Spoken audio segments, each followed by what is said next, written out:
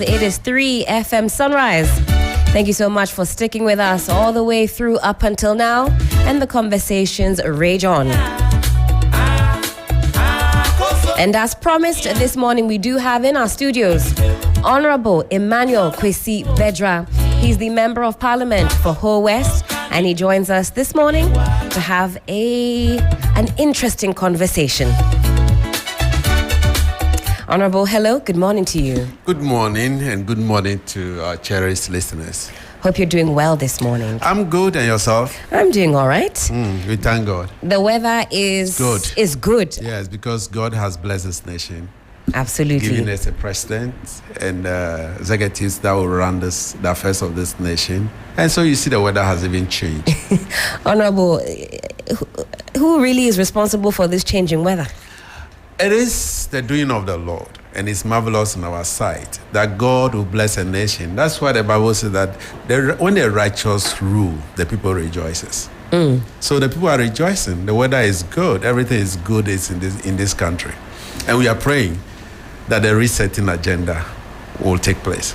Speaking of the resetting agenda, we are officially in the second quarter of the year 2025. How have you found things since the year started? Well, Ghanaians are the best judge to know whether the current administration is doing well or not. But if you ask my opinion, coming from the inside, I think we've done very well, relatively well. All the parameters that we set for ourselves, that within 120 days, if not even yet 120 days, all the things that we want to do within 120 days has partially been fulfilled.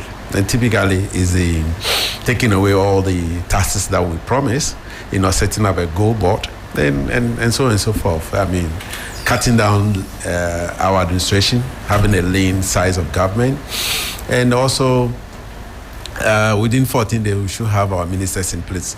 Just name it.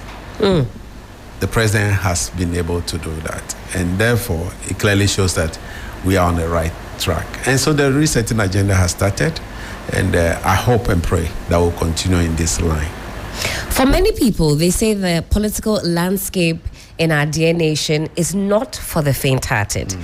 You've got to have a lot of grit and a lot of passion for what you do to continuously be involved in our body politics. What would you say is it that keeps you going, that makes you want to still be involved or be involved in the affairs of this nation? Well, I always tell people that if you are not called, don't even dare to go into it. It's just like a priesthood. If a priest is not called and they get themselves involved in the priesthood activities, you find out that you have charlatans and people who are not called into that priesthood activities. It's the same thing. If you are an accountant or a medical officer and you are not called into that profession, you will be doing mistakes, and people will find out later on that you are not at the right place or you are not called to do that. So it's a vocation. Call into that vocation. And so if you want to be a politician and you want to serve your people, you should be called. You should have this direction that you are called into that office. And for me, to continue, I derive my strength from the Lord, and I continue to depend on Him until He says that it's time for you to get out. You'll be there to do that which He has called you to do. So for me, it's a calling, and I'm there to serve the people until that calling is lifted. Once in a while, you know that, okay, all you are doing is over, move to another area of your life. You move on to that direction. But so far as it is a calling, you continue to do it. So I want to also plead with as many people who are into this business called politics. You should have the instinct that you are called into it and do it right. Are there any moments where you would say the politics get so, let me use this word, and I'm using my quotes if you're watching me on Facebook, gets so ugly or gets so boisterous that you think, no, I'm going to take a step back for maybe peace of mind? Because you are no stranger to Parliament. Yeah. 5th Parliament, 6th Parliament, 7th Parliament, 8th Parliament, and now the 9th Parliament. 5 times. 5 times. On a row. In a row. What makes you, because there are times where, for those of us who are in this space, doing this work, you think no. Yeah, so I've mentioned that it's a calling, and that's the first part. The second part, you ask whether there are times where I want to take a backstage. Yeah, there are times where you think that you are doing too much. You are not getting the resources. You are not getting the result that you want, and therefore you should take a backstage. I remember in 2017, 2017, when I was the first person who wrote to the Speaker of Parliament that I was resigning from Parliament. And it was all over the news that I said I was going to leave Parliament. There, I thought that I overstayed, and that what I was doing in Parliament has come to an end. Little did I know that it was my own body language, because I was so exhausted. There were things that were not supposed to be done, and I'm the kind of person who wants this done properly, and so. At the time that I was going through some emotional, disturbances, because the way I want things to be done were not done at that time. And so I said, let me call it a quit and get into my private practice and do whatever I think I can. If it's money, I can make money from outside politics. So why don't I go? So I wrote to Speaker of Parliament. Only for me to realize that I was listening to myself, not listening to God. And so my party prevailed.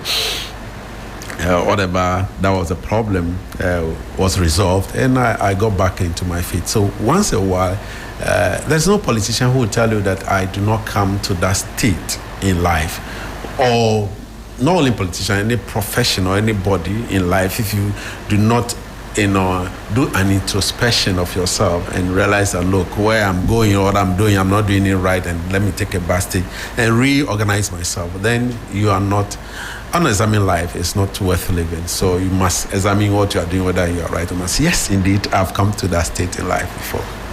Now, before you yourself became a politician, who were the politicians that you looked up to?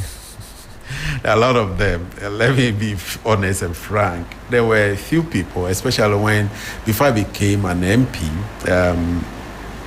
I used to like Nana Akumia a lot. When I see him... Nana Akumia of the NPP, former STC boss. Yeah, when I see him on the TV and he's arguing, and I say, oh, me too, when will I become a politician like that? Even though I was at the background doing my small politicking, I didn't know that I would come to the front line. And then you see the bag beans. I got bag beans, and those days, Duaja hosts, and those were the people that we're looking up to. You see them arguing on the floor, and because for me, I'm not the outspoken type. I'm a very reserved, very shy person. And so when I see them doing those and I'm boisterous, I say, when I talk, can I also do that? Until, like I said, the calling came and I decided to venture into it, and I noticed that, look, it's not for the faint-hearted, as you mentioned. It should also sometimes put on the bravery to be able to sail through the difficulties and nuances of politicking.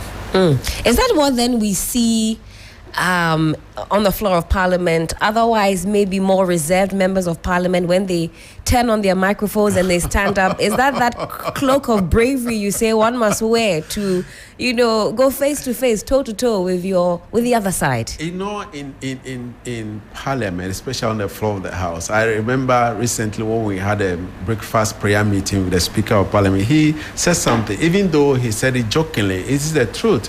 He said, he was talking to the revered clergymen who were there, the Archbishop Nicholas Duncan William, and the rest, and he told them, look, you see all these fine gentlemen who are Christians who are here today having breakfast meeting with you. Sometimes when they get to the floor of the House, you need to come and exercise, the spirit in them, because you see them as a different person altogether on the floor of the House. It is true that when you enter into the chamber, you represent the whole nation, the nationhood, and therefore there are things that you want done properly. Let me give a typical example. People know I'm very reserved. I'm not a type who will go, but I believe also in order. Right. Because from where I come from, or what I believe in, God is the God of order. He's not a God of disorder or disunity. Typical example was last 2 weeks or last week when we're having an argument. We're having the House. And one of my colleagues, Honorable Anodompre, stood up And the rule of the House is that you must catch the eye of the speaker, before you put on your mic. All of a sudden, my colleague put on his mic without catching the eye of the speaker. And so, preventing others, or preventing the voice of the speaker to be heard, and that became rowdy. The whole atmosphere in the chamber became, and others, I said, what is going on? So I went in and put the mic off. I went to him and I put the mic off so that we restore some sanity in the House. It's becoming unbecoming of members of Parliament. I've been in this House for almost 17 years now, 16, and this is my 17th year. Right. I've never seen such an attitude where a member of the House would just stand up, put on his mic without catching the eye of the speaker. I mean, that is disrespect to the whoever is on a seat. Very interesting that you bring up that point. And I've been watching keenly the proceedings in the House of Parliament and how boisterous it gets sometimes, with microphones being turned on and being turned off. And I also noted when we were talking about the past politicians you used to look up to, you said those days, looking at politicians, their posture, the content. Would you say that we have strayed far from that type of quality very, very, in this present day? Very far. I mean, I don't know whether it is the crop of new politicians that we have that is causing us. You don't go to the House and see Papa Usu Kumans, the J.H. Mensahs, the Ajahos, Bagbeans, Asagas, and the rest throwing tantrum or throwing chairs at each other or putting microphone on. All they do is to debate. It's all about debating. Bring forth whatever it is what you want to say. Let people know what you are saying. And let us argue. Let us disagree with each other and come with a consensus. But now it's not like that. People will just stand up and do things that they are not supposed to do. They stand up and talk. You hear people, the voice of people at the back. People are singing, people are clapping. I mean, that is not parliamentary. And so we are straying away completely from what we used to know, what we cherish, and what has led some of us, to go into this honorable House. Now it's no longer honorable. It's becoming dishonorable. Honorable Bedra, you say it's no longer honorable? That's the House scathing. is no longer honorable because look at the things that we do there, as if we are from junior high school or senior high school. How can a whole chief whip of a group of the minority will stand up without catching the eye of the speaker and put on the mic?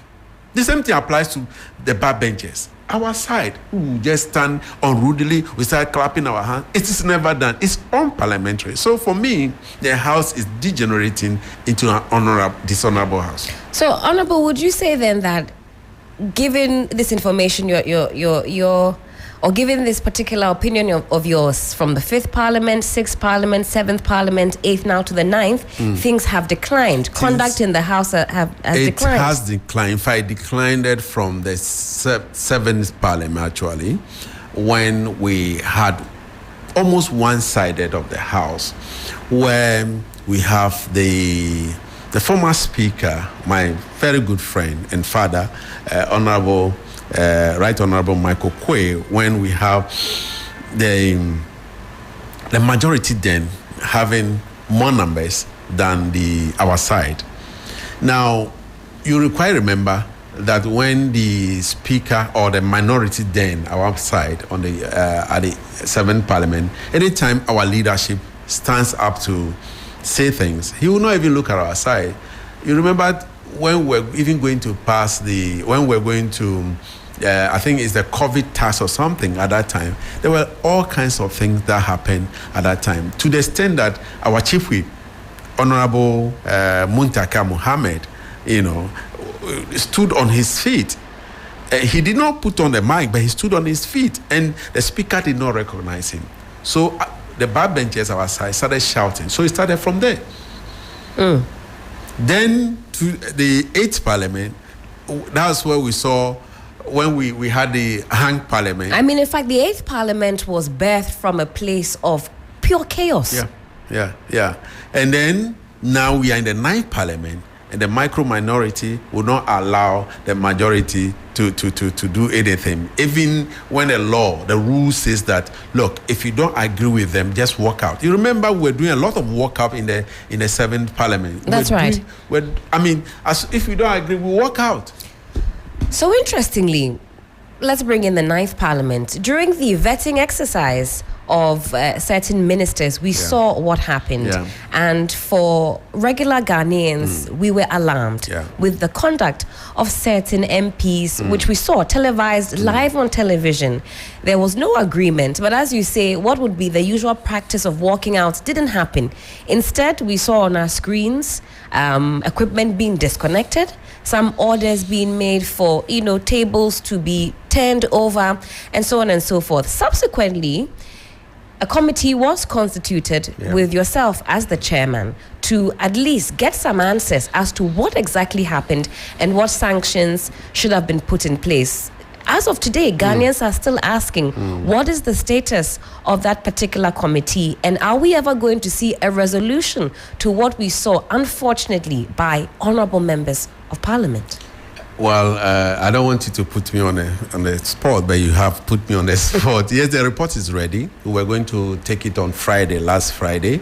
And you remember last Friday, the speaker was not there because it was the speaker himself who gave us the instruction. He agreed that we should take it on Friday. But because we do not rise on Friday, we have to extend sitting to Saturday. That's why we do not. The report is ready. Everything is ready, accepted by the speaker. All we have to do is to late. And so I can assure you that in the first week, as soon as we resume, the report will be laid and to be taken. Because I'm sure you've heard comments from the everyday Ghanaian that suggest that committees are set up in Parliament and we don't seem to get resolutions. Not my committee, and to come up. How severe are the sanctions that are in this report? What we saw was alarming. Have you seen the report? I haven't seen the report. Yeah, so don't preempt the report. That's why I'm asking, what kind of severe sanctions should we expect to see? If you look at our standing orders and that of the Constitution and then also the Parliamentary Act, there are sanctions in those acts. I mean, to the extent that a member can be completely expelled from the House, a member can be suspended, and so there are degrees of punishment and sanctions, and so we'll apply all this according to the role each other the members play in these disturbances. We've looked at the video. You have seen the video yourself, and I'm sure you are not happy. We're all not happy. I have to apologize completely to Ghanaians for what has happened, because that is not Parliament that we know. That was not the Ghanaian Parliament being Parliament that people watch, that we know. I'm a member of ECOWAS Parliament. Sometimes we get to our brothers in the sub-region and they laugh at us that it has been turned into Bukom, boxing arena where we are our fighting. Neighbors are watching. Oh yeah. I mean, so sometimes I feel very sad when I go out and they make comments about Ghanaian Parliament like that. In any case, we have the various sanctions in the report. It is not cut across. I mean, we vary it according to your degree of involvement. How many MPs will be found wanting once this report is made public? As soon as the report comes out, you will see it. We saw the likes of, for example... Don't mention any name. I'm just speaking to what I saw on the day. For example, the Honorable Arnaud Dompré, I saw him on the video, on the footage, quite boisterous in his interaction with other MPs. I also saw Honorable Jerry Ahmed Shaib. He was also So will it be wrong if the report comes out to say that, these people are found, wanting, they found guilty and therefore the sanctions to be applied to them? Will you be surprised? So, for example, Honorable Arnaud Dompré, we shouldn't be surprised if we see some sanctions applied to him as well as Honorable... Will you be surprised? You will not be surprised at all. Will you? To find them, yes. Should I be surprised to see them in there? I'm asking. In the report. Yes. Will you be surprised? Because you've already told Ghanaians, I mean, from your listeners, that you saw them. And so if the report says that, yes, indeed, they are be found, and the sanctions should apply to them, they should not be surprised. I recall at the time there wasn't too much collaboration with the other side. They didn't appear. Maybe one or so. And so the best thing for you to do as a member of the House, as a group, was to walk out. That's the dignified thing for you to do as a group. You don't disrupt, you don't distract, you don't destroy. I mean, it was way and above what people know as parliamentary procedures. Why? One, you must know it's criminal for me to come to this studio and start destroying properties. So criminal sanctions could apply? You heard the speaker has referred it to the criminal investigation department of the police. So ours is just for parliamentary. And you heard the speaker say that it's better to do self-regulation, self-purging, than anybody from outside, coming to regulate or purge us. And so that is what we are doing. We are doing our self-regulation and self-purging. And so this sanction or whatever that may come out of the report is as a result of self-regulation and self-purging. Right. From the outside one, which is the criminal one, nobody can stop it. And the speaker has referred. Does the committee have to work with the investigative bodies? We have finished. In fact, to the extent that I have to bring in the committee, I agree, and we brought in an expert from the those who find out whether the video was dotted or not. We brought an expert from there and he, gave the videos that were dotted and those that were not dotted, that the ones that we can rely on, we look at that. So whatever we do, whether members from one particular group or not came in or not, you saw the video, people saw the video, Ghanaians saw the video, and Ghanaians will be the best judge when the report comes out. Certainly. So it sounds as though a lot of work went into it, digital forensics and all of that. Exactly. My final question on that, and then we can move on, is what does the least sanction look like? What does the most severe sanction look like? Just wait for the report to come out. The report will be out soon. I mean, we are resuming in the next 3 weeks. So when we come back, the report will be out. I saw people being anxious. They start calling all kinds of names. People are trying as much as possible to get the messenger being, castigated. And instead of looking at the message, I just will not get into that fray with them at all. The message will come out. They should not touch the messenger at all. Whether the messenger is Bosro, the messenger went to put the microphone off, the messenger said I'll beat somebody or not. It is the message you are looking for, what is in the report, and that's all we'll be looking up to. Now, Honourable, we also know that you are the chairperson of Parliament's Committee on Energy, and these committees were recently constituted. So. How old are these committees? Well, this is the 9th Parliament, and the 9th Parliament has committees. Right. Now, this committee was, we were ushering into this committee just about a month or two ago, about a month ago. So it's a new committee. It's an old committee, but we are new members. Okay, old committee as per the ones that are always in place, but with new members. It's been there for years. I mean, from the beginning of the 1992 or the 4th Republican Parliament. But this is the new members of that. It used to be mines and energy. And then the new standing orders have now separated mines from the energy, and now we have Committee on Energy. Now, Committee on Energy has jurisdiction over power and petroleum. So, the Ministry of Energy and Green Transition is our sole ministry, and we have agencies, close to about 19 agencies under that ministry. We have the power sector and we have the petroleum sector, both the upstream and the downstream. Now, given the numbers that we have in Parliament at the moment, 183 to the NDC, 88 to the NPP, 4 independent candidates, how are these committees set up? What are the numbers looking like? Well, if you look at my committee, for instance, we are 19 number. NDC has 13 members, and MPP has 6. Okay, 13 members. Yeah, and from then the NDC side, that's including the independent candidates. Okay, And then 6 from the MPP side.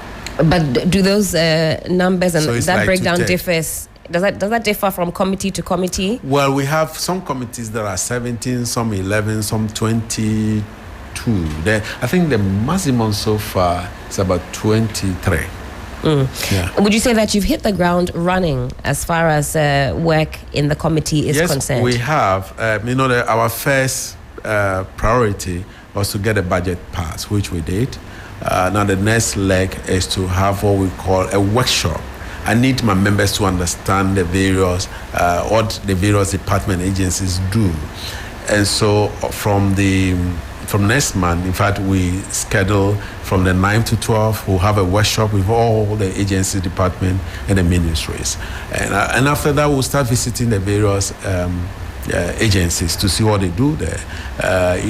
It's quite a broad industry, especially the petroleum industry. We have GMPC working under us. You have for the petroleum sector, you have GMPC, you have TOR, you have MPA, you have Petroleum Hub, you have a Petroleum Commission, you have Tema Oil Refinery, you have GOIL, we have BOST, and that's for the petroleum sector. Right. Ghana Gas, Ghana Cylinder Company, Ghana Gas, Ghana Cylinder Company, and then that's for the petroleum sector. Then you have the power sector. You have VRA, you have NEDCO, you have GRIDCO, you have ECG, what have you? Public PURC, Public Utility Regulatory Commission. You have Energy Commission. No, Energy Commission. Right. And what again? There was close to about 16, 17 agencies. Certainly a very busy committee, and made even busier because within 2 weeks of having been set up, you have a scandal, if you will, to contend with. And I'm referring to the ECG container scandal. The issues are still unfolding. We're hearing from different stakeholders on what exactly is going on. The energy minister brought some of the issues to light initially, having taken over the role, reconciling issues, and the container issue came up. For the uninitiated, for those who are trying to find their way through this particular issue, can you provide an overview of this particular situation? Yeah. Well, the issue is so simple. We don't need to complicate it at all. ECG is a state-owned enterprise, which is owned by all of us. But we asked the president to be in charge. And the president has also set up what we call the board of directors, who are representing the president on that the state enterprise. And so they provide electricity, or they distribute electricity. The providers of electricity are VRA, and then the distributors from production, GRIDCO will now move it to ECG, and ECG will market it or sell it to us. Right. So the end product that we use as electricity or power are marketed by ECG, Electricity Corporation of Ghana, or Electricity Company of Ghana. And so it is a solely owned government entity. It has no private entity. You remember some time ago, we have PDS, where the World Bank decided that, or Millennium Challenge account said that, okay, we should have some injection of private sector into it. And so we brought in PDS to support it so that we can have efficiency in running that organization. Unfortunately, that scandal also fizzled out. Now, ECG as an institution or state-owned enterprise has its board that gives directives, general directives for a day-to-day management of the corporation or company by the management. Now, one of the functions, one of the things that is done there is procurement. you purchase items, you purchase cable, you purchase transformers, you purchase meters, you purchase items that you use in the discharge of your duty. You know, it's ECG that brings meters here. It's ECG that will come and lay cables for you to have your internal light and so on and so forth. And so those things are procured. Now, we do not manufacture a lot of them. Meters are not manufactured in Ghana. And so ECG must import them. We don't manufacture transformers. And so if the board of directors give directives to ECG, that ECG have these things here because Ghanaians need meters. People are building more homes. And so let's have meters for every home. People are doing illegal connection. Make sure that you don't give flat rate, but provide meters to those homes or provide meters to those establishments. ECG will take it up as a board and then purchase those, items that are needed. I'm just using a meter as an example because meter are the things that people see and then they understand. Unfortunately, ECG procure items from the report that I read, the report that was presented to the minister. They procure items that will last us for the next 30 years. Forgetting about the fact that some of those items will have, expiring date. Before that time elapses. Yes. Let me give you a typical example. We have technology now. Meter that we used to have in those days that people will come and read. Now we have smart meters. Who knows that next year another meter will come that will be more smarter than the ones that we purchase. So ECG decided that we're going to buy meters or buy products, equipment and things that we need for the next 30 days. That is their own cup of tea. But the question we will all ask as citizens, because ECG belongs to us. It doesn't belong to any individual person. If you are there as a managing director or a chairperson of the board, you are there on our behalf. That's right. And so it is for us. We pay taxes, we pay street lights, which ECG collects. Now, if you are going to do that, won't it in the best interest of this nation? If you are going to purchase items that will last the next 30 years, won't it be in the best interest of our nation? What will be the best interest of the two of us is the fact that we should have funds, we should have money before we order the things. That's right. You don't order things and you don't have money to go and then, to go and leave the items, there. That's one. The second aspect of it is that if you have an institution like ECG that has a clearing house, a clearing unit, you purchase the item from outside, and ECG has its own in-house clearing unit. You ignore that clearing unit, and then you go as far as getting another private company to clear those things. Then it means that you are not doing it in the best interest of us, all of us, and the company, because we have people who are being paid as workers of ECG who are supposed to be doing clearing. But you decided to go beyond that and then contract people. Third one, the procurement process. There's an act, there's a law in this country that says that before you purchase certain items, you must go through a process. Do you go through those processes? The report says no. They were not given the go-ahead to act because they claim that ECG is no longer under government subvention and that ECG is on its own. It's a company registered by law as a private entity. And therefore, as a private entity, I don't need to go through, they've forgotten that ECG is owned by the state. That's why they're under SIGA, State Interest Governance, Administration. And so you cannot do things on your own. I mean, there are a lot of things that was done by ECG that I pray and believe that the minister has taken a good step, and that the good people of this nation will wait for the investigation to be through with the CID, with the national security, and then the truth will come out. I have called for a non-partisan investigation. A non-partisan investigation. Because people are beginning to make it to look as if we are, or the minister is going after some political, parties or political persons. No.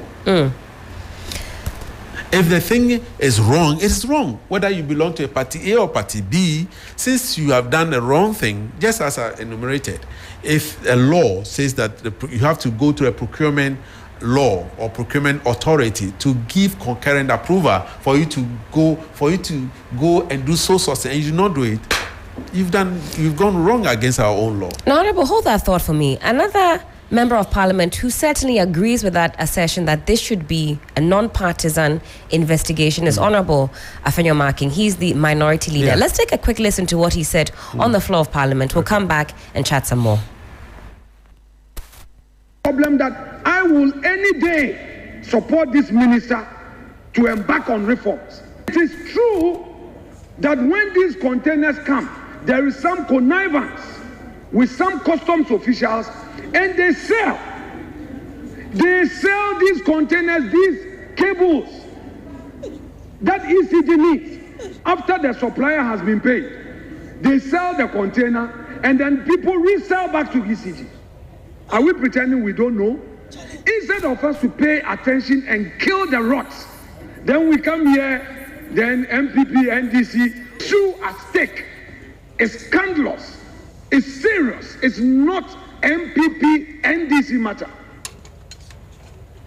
All these public institutions, and sometimes some of the appointees of the previous government, you see them even saying that they are professionals. They were not MPP. Now they come here and then they are dining with you. You're also happy. When you lose power, they turn around and they do this and that and that. And then they are hitting our heads and we are here. Tackle the issues. $700 million is no cheap money. Go to ECG. Those companies are chasing ECG, and now because the minister is enforcing the cash waterfall, they say they get only 40 million cedis, and the 40 million cedis is not even enough to pay salary.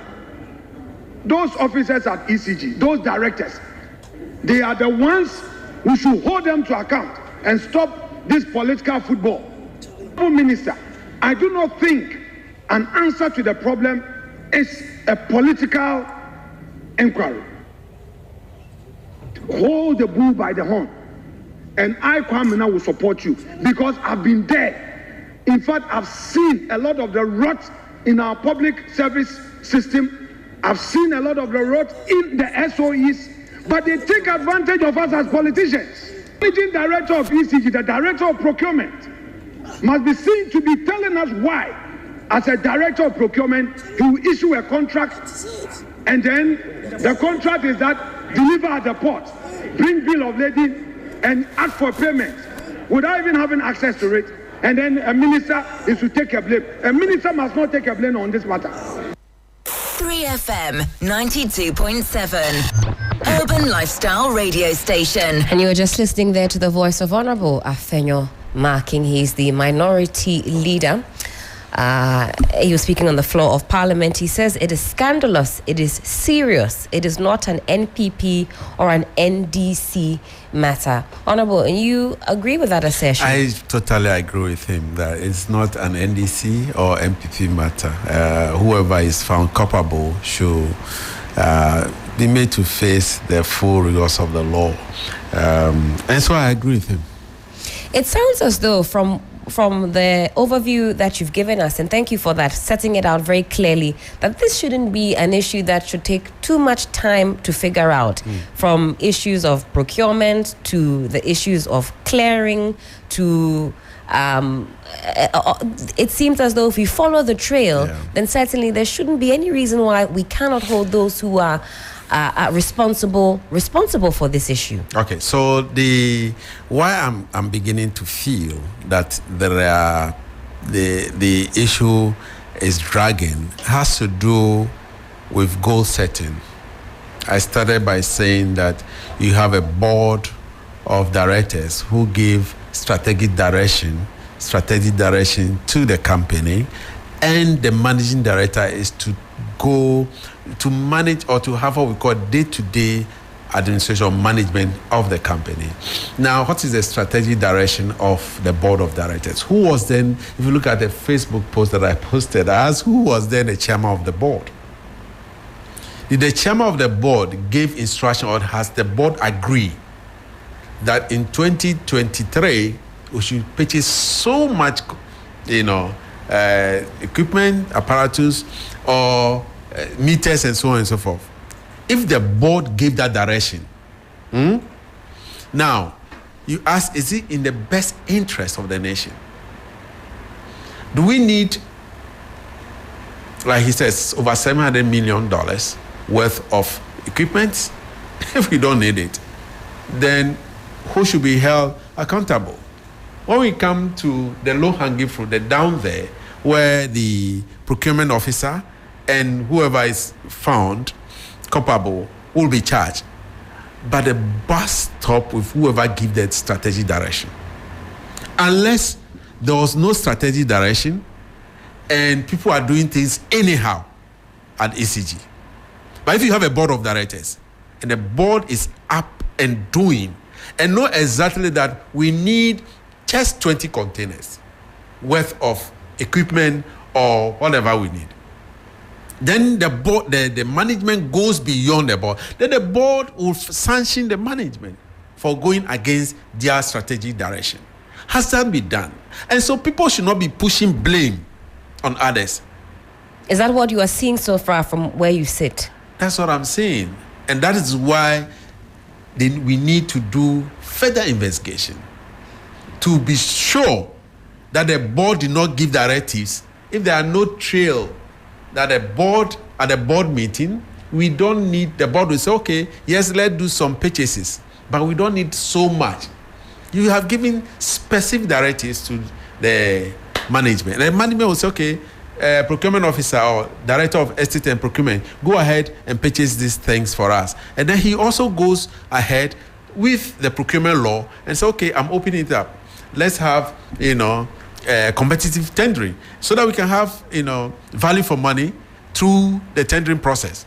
And if that is not done, then all those people who are in the chain will not be held accountable. But if it's not done and people decide to do things anyhow, then the head, whoever was the chairman of the board, should be held accountable, because you were put there by us, by the president on our behalf, to supervise and to make sure that things are done properly. Otherwise, then we don't need a board at all. Now, Honorable, quite interestingly, this trend of a lack of competitive tendering seems to cut across not just this particular, shall I say, institution or sector, and that is becoming increasingly worrying. Yeah. Now, speaking about strategic direction and speaking about management, I have a few clips to play, and this is coming from Mr. Samuel Dubik Mahama, former managing director, and he has some opinions on how the issue has traveled so far. If we have that ready, we'll play that, and then we can put that into context, come back and continue the conversation. I want to say I believe strongly the containers are at the port. The containers are at the port. And they are within the control of, because before I finish that statement, there are only two entities that have control of those containers. Let's bear in mind that the minister went into the port, a restricted area. Containers have a formula as to how they leave the port. This conversation would have been different if we were saying that the containers were in the custody of ECG and got lost. But that is not the conversation. The conversation is that those containers are at the port. So they are in the custody of GPHA and Ghana Customs. So it begs the question as to, yes, ECG hasn't paid its duties. Fine. Yes. So why auction a container belonging to ECG without knowledge to ECG? Because in my candid opinion, that's the only way a container can leave the port. Do you know a container is not like a piece of paper that you fold and throw away. True. For international supply chain logistics, a container has a unique number. Now, let me draw you to the committee's work, because that is where I want us to draw inference from. The committee said 1,346 containers are missing. How are they missing? There are processes at the port. Let's go through those processes. Have we spoken to the shipping lines? Have we visited the other terminals? Have we gone through the right channel? Because listen, the last I know, before I left, were that containers were auctioned.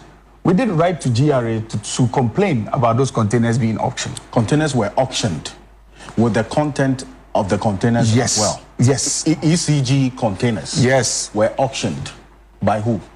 It would be by the GRA, because when it goes to an unclaimed sector of the port, it's still within the jurisdiction of the Ghana Revenue Authority, the Customs Division. Okay, so why did they auction those containers? They would say it's within their purview. They might say the container has overstayed, the container hasn't come, the owner hasn't come for it. So the question is, if ECG has failed to clear the containers, is that a good reason to auction the container with no recourse to ECG? Did you write to the GRA? There are letters flying. When I was in office, I know I wrote. And what did the GRA say? I don't have a reply from that. I have checked my documentation. There's no reply from that I can speak to. Containers keeping at that long at the port. There are two issues.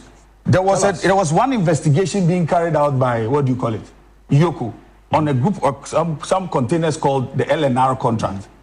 That preceded me before I came into the seat. Again, PDS had staff at the port, also in containers. That was a bone of contention at an arbitration. You have to stay your hand on those things. The moment you touch them, you are liable. The person can... How many? How many containers? I don't want to speculate numbers because I do not have the number sheet with me. And again, I left office in September. I remember writing letters to that effect. Yes, I do. I don't want us... Look, Mr. Kansi, let's address this issue for what it's worth. If the containers had come out of the port and they were within the jurisdiction of ECG, yes, ECG is liable for it to get lost. But a container cannot get missing. A container can only get misplaced or lost at sea. So there are laid down processes in every port worldwide. All I'm trying to say to you is that we need to have a diligent search, and everybody needs to assist in this. A diligent search, former managing director of ECG says. He says everybody has to get involved. When I situate what I've just listened to that overview that you gave, there are some elements missing. Former managing director says, have you checked the shipping lines? Have the terminals been checked?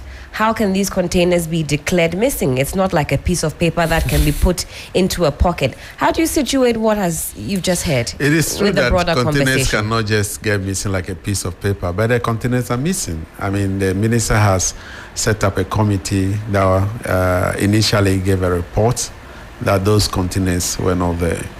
And some were found in some private homes.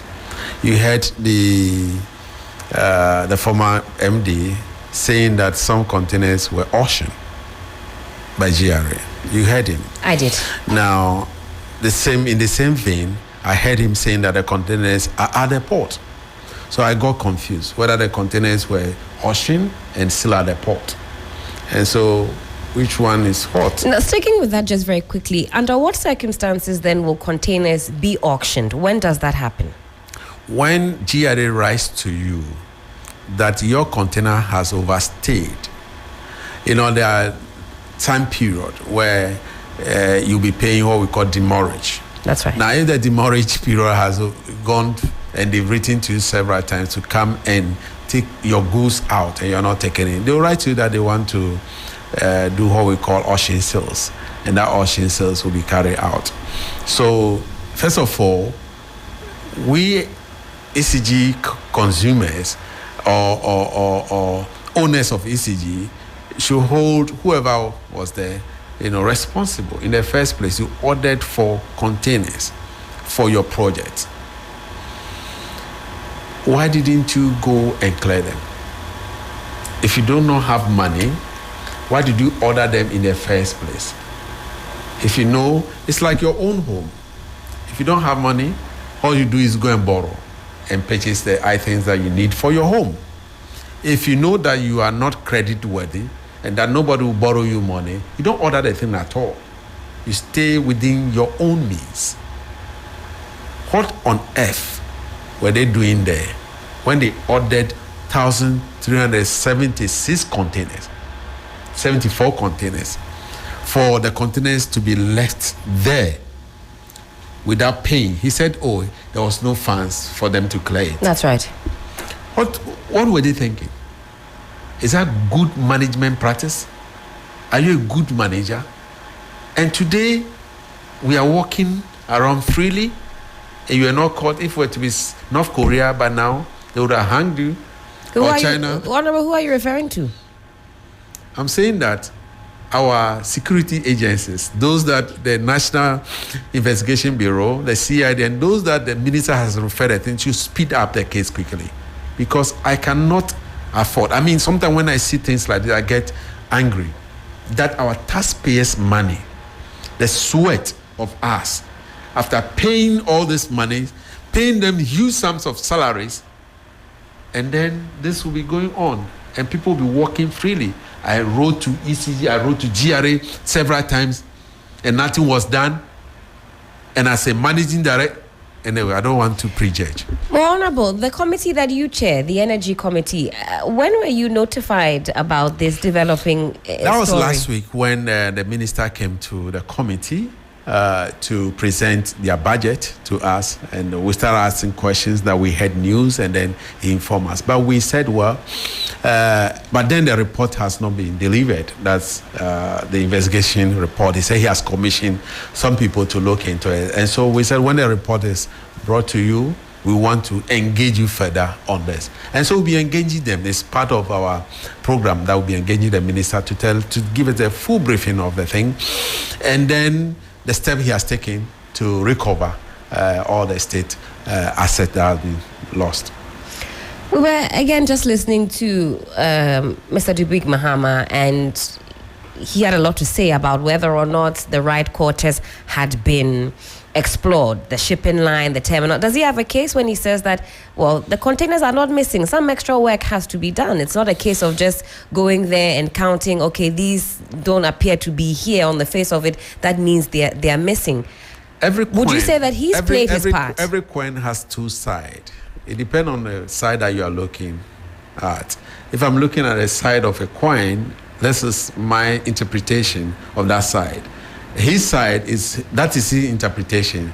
The best thing for us to do is for the investigation body to investigate and tell us the truth, whether his side is the right side, or what Ghanaians are saying, or what the minister has said is the right side. Because I believe that if the former board chairman, the minority leader, will also ask that full investigation should be conducted into this activity, then it means that something definitely has gone wrong.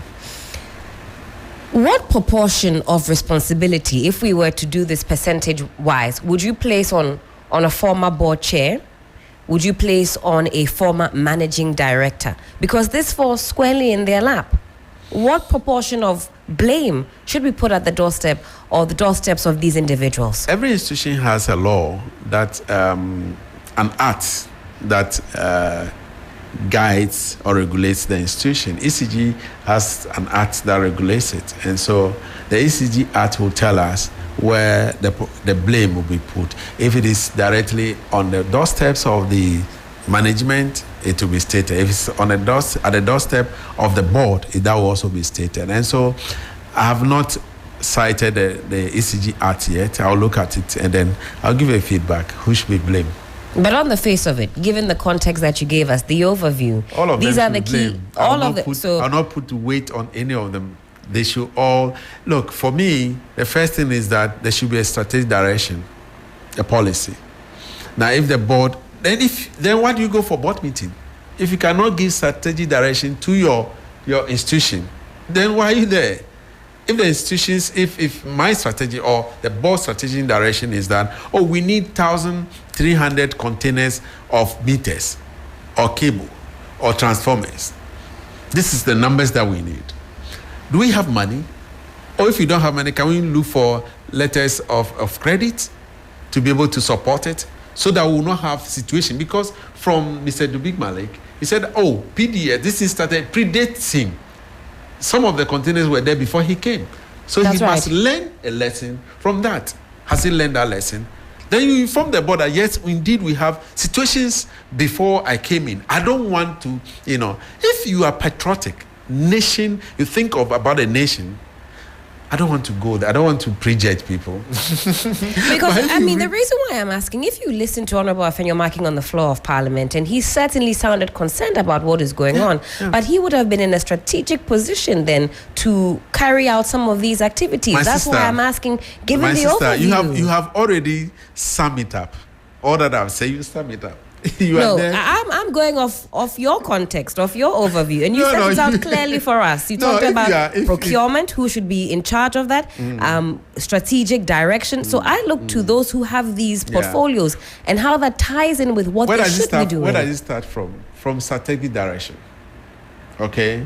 Normally, we are quick to hang the person down there that you are the corporate. It's like people steal millions and they are given 2 months, and somebody steal gold and is given about 10 years in jail. Now, if my duty as a board or the board of directors is to set a goal for an organization, and then the management has to sign a performance contract with the board of directors. Right. And those contracts or performance contract, then you have various departments also signing what we call KPI, key performance indicators, with the management. Right. Are you getting it? You see the train. I'm to set a goal, strategic goal. Then the management will also sign what we call performance contract with management. And then the various units will also sign KPI, key performance indicators with management. Now, if I do not set a goal for you, for it to flow down there, then first of all, I should be held responsible for not setting a goal for you, and that people were doing things anyhow. But if I set a goal for you, and your performance indicator shows that you do not perform according to the goal that we have set, and which you sign as your performance contract, then you should be held accountable. I've set a goal for you, but you did not manage it well, and therefore I should fire you as a board. But if those goals have not been set, and the managing director or management decide to do things on their own because there was no goal, then all of you should be held responsible. What is the next line of action? You mentioned, and we've had also the minister talk about some more investigations that will be taking place. But from a committee level, what should we expect from yourself? We cannot reinvent the wheel. The minister has already set the ball rolling by asking the various institutions to. We cannot call for, if the minister has not done anything at all, that is where we will come in to set up bipartisan inquiry into this. But because the minister has set it, and it's more of criminal nature, and he has already given us a report, ours is for him to come and update the committee and update Ghanaians about what has happened and what is happening in the next step. Absolutely. We've seen some arrests as well of some other nationals. By now, we had some arrests made, and I was so happy if the report is true that 1 trillion cedis was supposed to be a bail for Chinese, some nationals, and I said, well, we are resetting this nation again. You say it's a step in the right direction. A step in the right direction. Otherwise, why? If things have been stolen and you bought a stolen item, you should be held accountable. Well, I'll read out this post to you finally, and we'll move on from this conversation and wrap up. I know that you have to leave us shortly. Now, this is on the social media of Kwame Asare Obeng, Honorable, popularly known as A+, and he is the Member of Parliament for Gomwa Central. He says this, and it's on our screens. If you're watching us on Facebook, you can follow along as well. He says, a few days ago, a truck carrying cables broke down in Gomwa Awombru, a town in my constituency, prompting residents to suspect that the cargo might be part of the missing ECG goods. Acting on their suspicion, they promptly reported the matter to the Sredu Divisional Police Command, which dispatched officers alongside ECG officials to inspect the cargo. During the inspection, the driver was unable to provide credible information about the source and destination of the goods. And according to the police, the waybill appeared suspicious. After a thorough examination, ECG officials confirmed that the cables closely matched their missing items. As a result, the driver, his assistant, and all individuals involved have been taken into police custody pending further investigation. Additionally, the police have invited national security to assist in the investigation. This is a good, he's not only a member of parliament, but he's a citizen. And this is what we should all be doing. It should not be left to only members of parliament to do that. Every citizen is supposed to be alert. And just as one president said before, be citizens and not spectators. Let us all be citizens. Let's bring things of this nature up for us to see. And I'm happy my colleague has done this. I mean, it shows that, yes, indeed, he's a patriotic citizen of this nation. All right, let's talk about energy issues.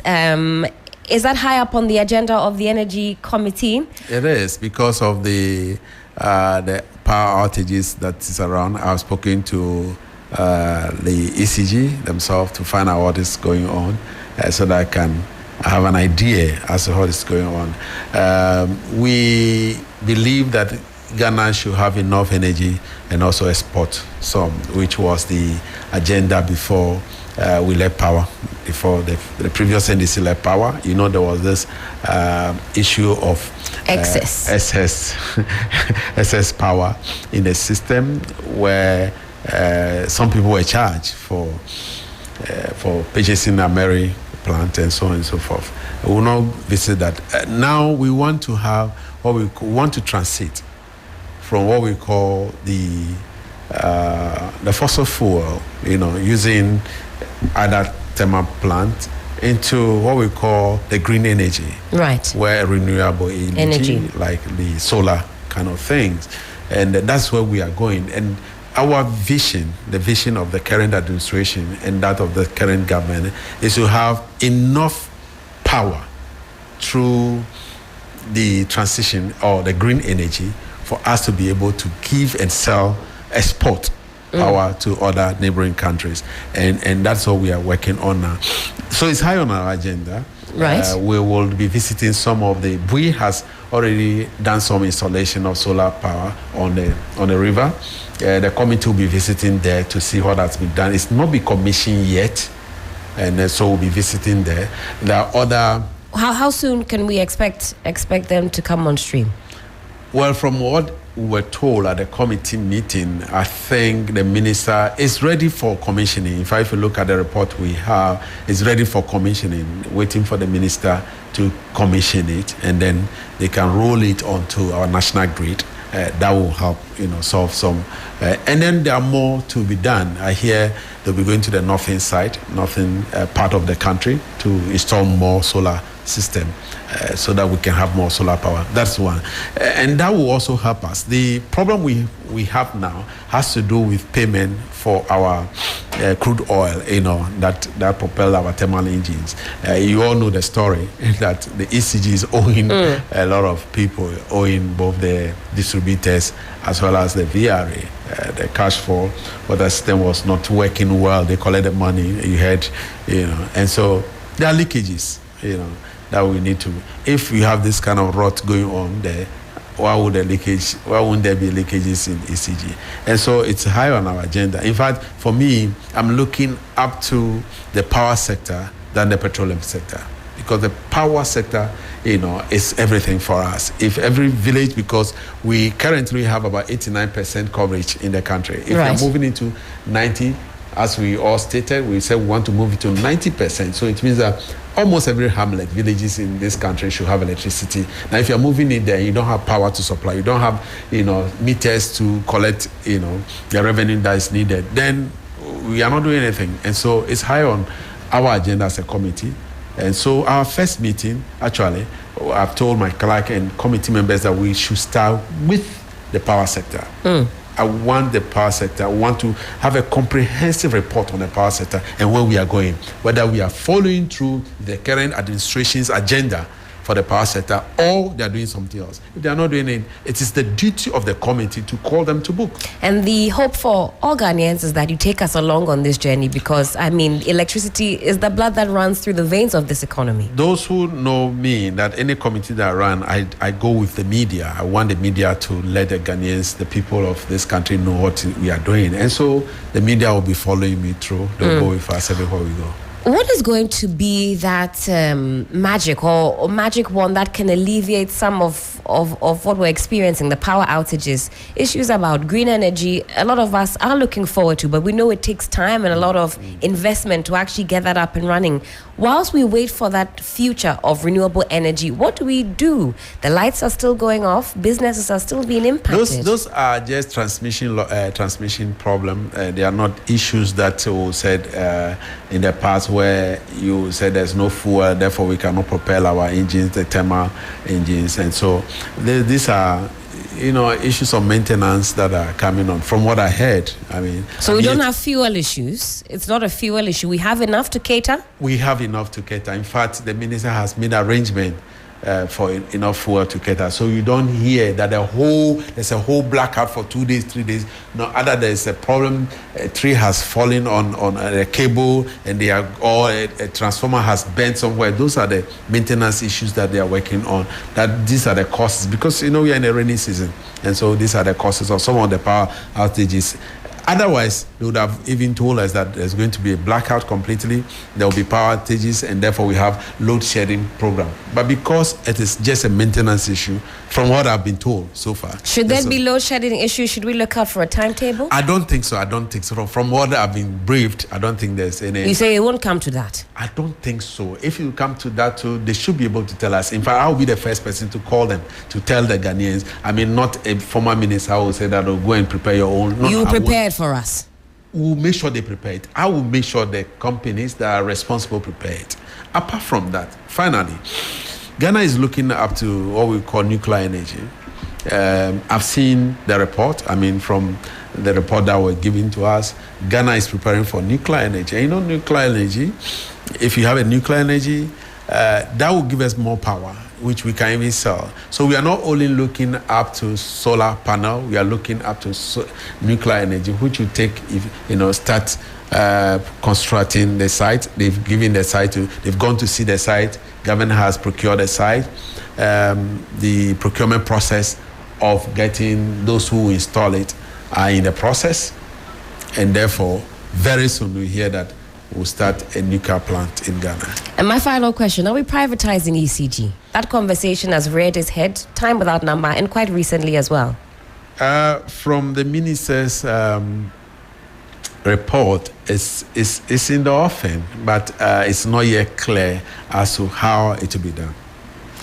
You survived the 5th Parliament, the 6th Parliament, the 7th Parliament, even the energy of the 8th Parliament.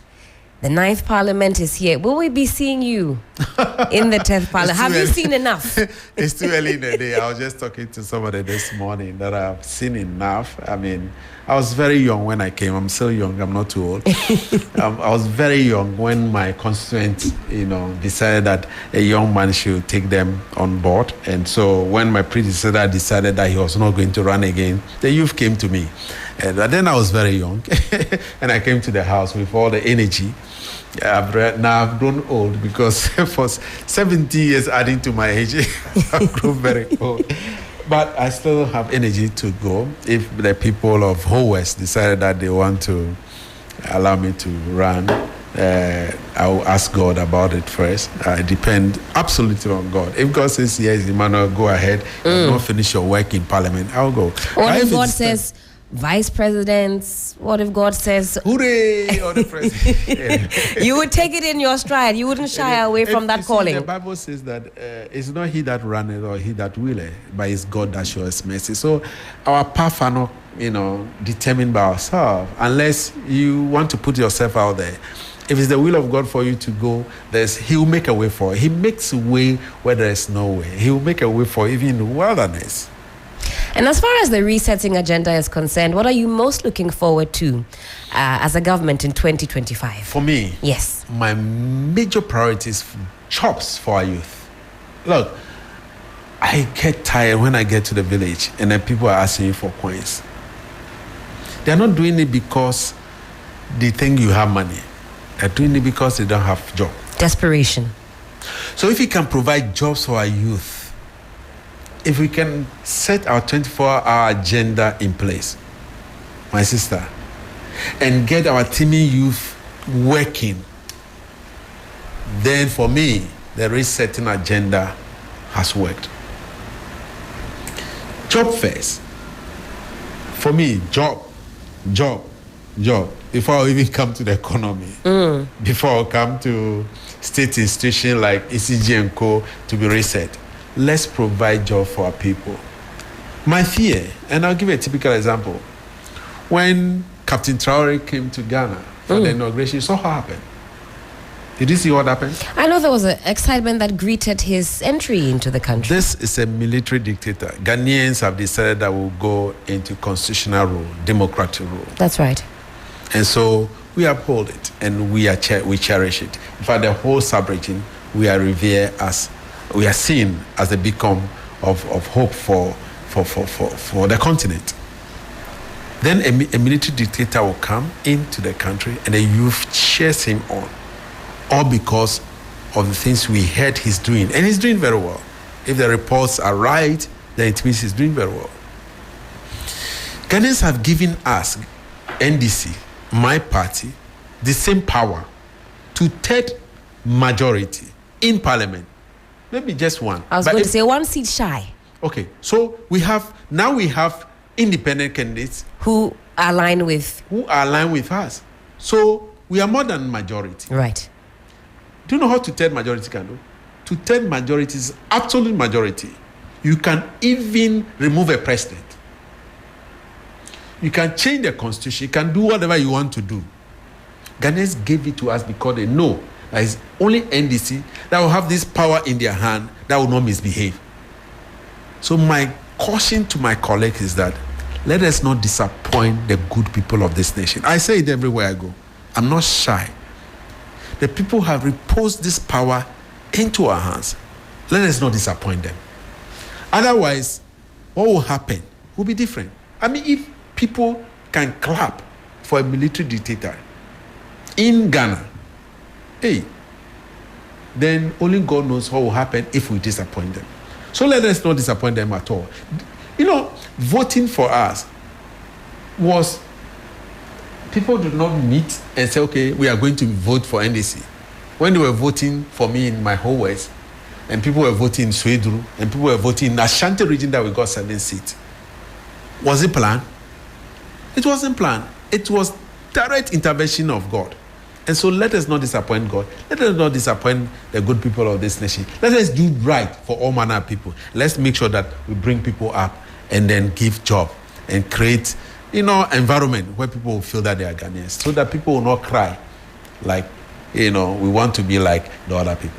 And Honorable, before I let you go as well, there's some thoughts from some of your youthful supporters that they want to see some action quite quickly when it comes to things concerning prosecutions, because we hear about monies being lost to corruption here and there. Do you also get that kind of heat coming your way from young supporters who want to know what is going on? Sometimes when I post something, then people want to say, we want to see action, we want to see action. It is because of the promise that we gave. Oral. We said when we come, we're going to prosecute them. But let's not forget that prosecution is a process. And I'm happy we've done the first bit by getting information. Those information have been given to the Minister of the Attorney General, Minister of Justice, and he's going through the process. We don't live in a jungle. We live by rule of law, and therefore the rule of law must take its own course. And so I want to plead with our people that we are doing our best. They will begin to see prosecution. They will begin to see people. I'm not only interested in prosecution. We must retrieve what belongs to us. For me, I will be the most happiest person when people they are not only in jail, but we've taken what belongs to the state that was wrongfully taken by law, and then you can jail them. Even if you retrieve everything, look, Ghana should not be where we are today, my sister. We are rich. Yes, it's Castle. Nah, bre.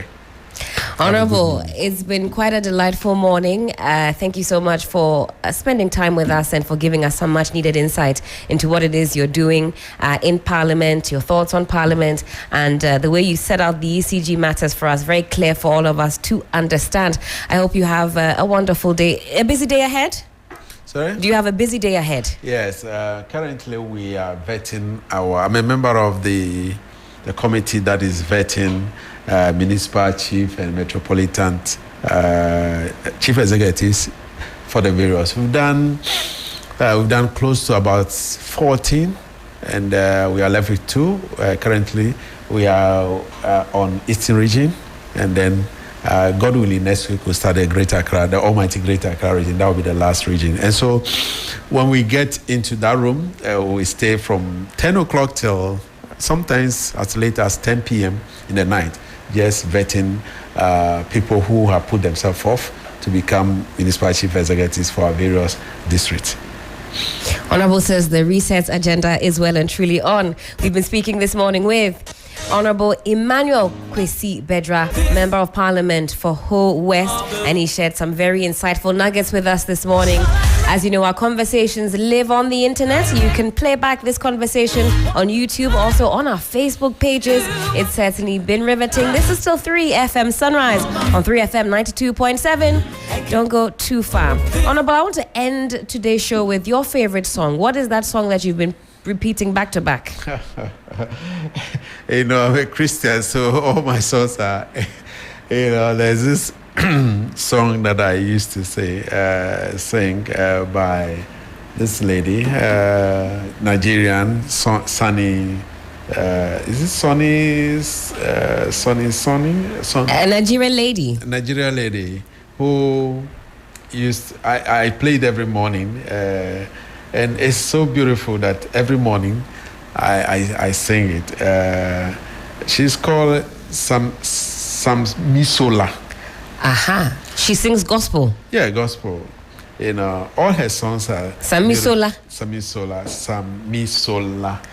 We're not too familiar with her, but we'll do some research and add it to the mix. So just play Better Revival, the epic chorus music for me. Okay. It's beautiful. That's a lot of ginger for the day.